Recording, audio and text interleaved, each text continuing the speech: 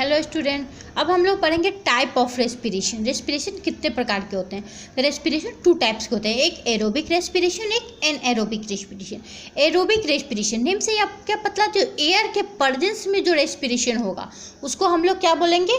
Aerobic respiration. जो air के presence में होगा उसको हम लोग एरोबिक रेस्पिरेशन बोलेंगे। तो एरोबिक रेस्पिरेशन में ग्लूकोज, सबसे पहले तो ये देखना होगा एरोबिक हो या एनएरोबिक हो। एरोबिक ऑक्सीजन के प्रेजेंस में होता है, एनएरोबिक एब्सेंस ऑफ ऑक्सीजन में होता है। तो जहाँ पे ऑक्सीजन नहीं है वहाँ पे ये प्रोसेस होता है, और एरोबिक ऑक्सीजन के प्रेजेंस में होता है। तो सबसे पहले तो ये ध्यान देना हो कि एरोबिक हो या एनएरोबिक हो। सबसे पहले ग्लूकोज हमारा साइटोप्लाज्म में ब्रेक करता है, जिस प्रोसेस को हम लोग ग्लाइकोलिसिस बोलते हैं। तो 1 मॉलिक्यूल ग्लूकोज जब ब्रेक करता है तो 2 मॉलिक्यूल पाइरूवेट बनाता है, ठीक है। उसी तरह एनएरोबिक रेस्पिरेशन में भी 1 मॉलिक्यूल ग्लूकोज ब्रेक करेगा तो 2 मॉलिक्यूल पाइरूवेट बनाता है। इस प्रोसेस को हम लोग क्या बोलते हैं? ग्लाइकोलिसिस। ये साइटोप्लाज्म में होता है, ये चाहे एरोबिक हो या एनएरोबिक हो। तो ये सबसे पहले ग्लाइकोलिसिस होता है, उसके बाद ये पाइरूवेट 2 मॉलिक्यूल। तो ये 2 मॉलिक्यूल क्यों बनता है? क्योंकि यहाँ पे कार्बन क्या है? 6 मॉलिक्यूल है, और पाइरूवेट का जो फॉर्मूला आपका होता है उसमें कार्बन 3 ही होता है, इसलिए यहाँ पे 2 मॉलिक्यूल बनता है। पाइरूवेट में कार्बन की संख्या 3 होती है और ग्लूकोज में कार्बन की संख्या 6 है, इसलिए पाइरूवेट हमारा 2 मॉलिक्यूल बनता है। उसके बाद पाइरूवेट प्रेजेंस ऑफ ऑक्सीजन में ब्रेक करता है तो 6 मॉलिक्यूल कार्बन डाइऑक्साइड, वाटर और 38 एटीपी एनर्जी बनाता है। तो ये प्रोसेस कहाँ होता है? माइटोकॉन्ड्रिया में होता है। पाइरूवेट माइटोकॉन्ड्रिया में ब्रेक करता है ऑक्सीजन के प्रेजेंस में, और इस प्रोसेस को हम लोग क्या बोलते हैं? क्रेब्स साइकिल्स बोलते हैं, जिसके through 6 molecule carbon dioxide, water और 38 एटीपी एनर्जी बनता है। तो ये कार्बन डाइऑक्साइड इन एक्सहेलेशन के थ्रू वो बाहर निकल जाता है, और वाटर थोड़ा सा वाटर वेपर की तरफ निकलता है, और बाकी हमारे बॉडी में प्रेजेंट होता है हमारे बॉडी को टेम्परेचर को मेंटेन करने के लिए। और ये 38 एटीपी एनर्जी जो है माइटोकॉन्ड्रिया में स्टोर रहता है, हमारे बॉडी को एनर्जी प्रोवाइड करता है, इसीलिए माइटोकॉन्ड्रिया को हम लोग पावर हाउस ऑफ सेल्स बोलते हैं। और ये एटीपी के रूप में स्टोर रहता है, तो एटीपी को हम लोग करेंसी ऑफ एनर्जी बोलते हैं। एटीपी को क्या बोलते हैं हम लोग? Currency of energy, currency of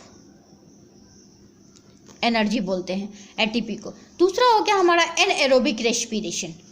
anaerobic respiration में सेम टू सेम ग्लाइकोलिसिस होगा, साइटोप्लाज्म में ब्रेक करेगा, पाइरूवेट बनाएगा। पाइरूवेट फिर एब्सेंस ऑफ ऑक्सीजन में ये ब्रेक करेगा तो क्या बनाता है? इथाइल अल्कोहल, कार्बन डाइऑक्साइड और 2 एटीपी एनर्जी बनाता है।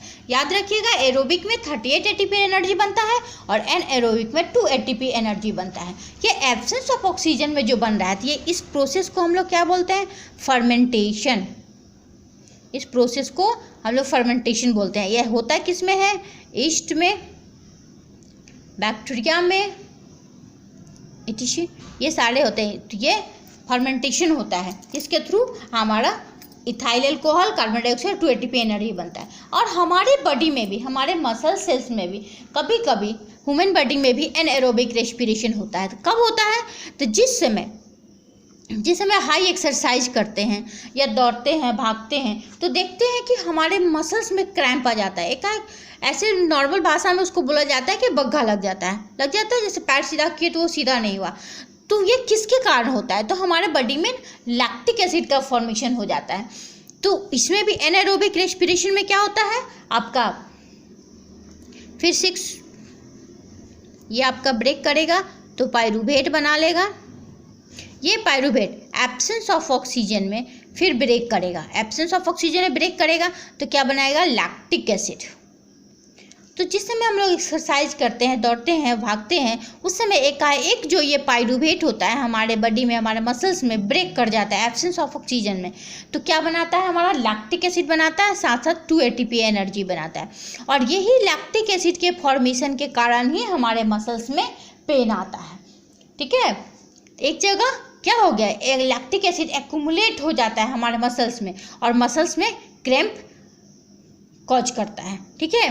तो और ये मसल्स में जो क्रैम्प कॉज करता है वो फिर दूर कैसे होता है? तो उसको हम लोग गर्म पानी से धोते हैं, गर्म पानी से नहाएंगे, मसाज करते हैं गर्म ऑयल से, तो फिर हमारा ये क्रैम्प जो होता है वो ठीक हो जाता है। तो ये पूछा जाता है आपसे कि ह्यूमन बॉडी में भी कभी कभी एनाएरोबिक रेस्पिरेशन हो जाता है तो क्या बनता है और कैसे होता है?